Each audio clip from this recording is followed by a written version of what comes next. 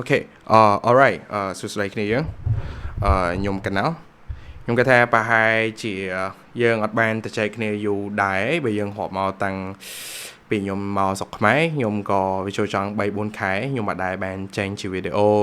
ឬក៏ខ្ញុំចេញអាចនិយាយថាជា podcast ជាអីច្រើនសម្បីតែlive ទៅចែកជាមួយគ្នាយើងឬក៏ធ្វើការ update នៅក្នុង community ជាងថ្ងៃក៏ខ្ញុំអត់សូវបានធ្វើការ update ជូនគ្នាយើងដែរដោយសារតែមួយរយៈក្រោយនេះខ្ញុំអាចនិយាយថាវារៀងរវល់ដែរដោយសារខ្ញុំចូលរៀននៅនេះដោយសារតែនៅថៃដូចគ្នាយើងដឹងអញ្ចឹងនៅក្នុង community គឺ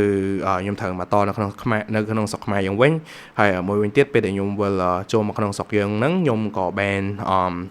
ចូលធ្វើការ9 to 5ដូចគ្នា so អញ្ចឹងបានជាមូលហេតុដែលខ្ញុំរៀងឃ្លាតឆ្ងាយពីគ្នាយើងគួរសមហើយមួយវិញទៀត I think it's time that ខ្ញុំអាចត្រឡប់មកធ្វើវីដេអូឬក៏ content ផ្សេងៗវិញច្រើនបានដូចគ្នាដោយសារតែ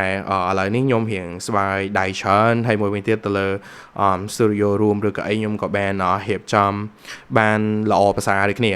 នៅខាងក្រោយនេះអញ្ចឹងនៅតែចាំលើករូបរបៀបថាជា artwork ឬក៏ជាអីផ្សេងៗឯងដើម្បីមក input នៅកន្លែងចំណុចហ្នឹងហើយគាត់ថាអ្នកក្នុង community យើងមួយចំនួនគាត់ប្រកាសជាបានដឹងដូចគ្នាខ្ញុំបាន spoil មួយចំនួនដែរថានឹងអាចនឹងមានជាប្រភេទpodcast អីផ្សេងៗឬក៏ជា collaboration ឬក៏អីផ្សេងៗ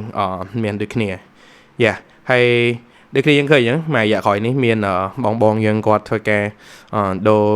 ឈ្មោះ rebrand ឡើងវិញដោយបង Alter គាត់ធ្វើការ rebrand ទៅជា the Web3 perspective community ហើយខ្ញុំគិតថាវាដល់ពេលមួយដែរដែល community វាចូលទៅដល់ stage មួយដែលរៀង boring ខ្លាំងទៅលើ market ហ្នឹងហ្នឹងដោយសារតែពីច្រើនយើងអត់បានធ្វើតាក់ទងទៅនឹង trading ឬក៏អីទេមកលេងយើងធ្វើតាក់ទងទៅនឹង community សុទ្ធសាធ so អញ្ចឹងយើងនឹងមានភាពរៀងអត់សូវទាន់អញនិយាយថាយើងអត់មានឲ្យត្រូវទៅចែកវិញគ្នាច្រើនណាជា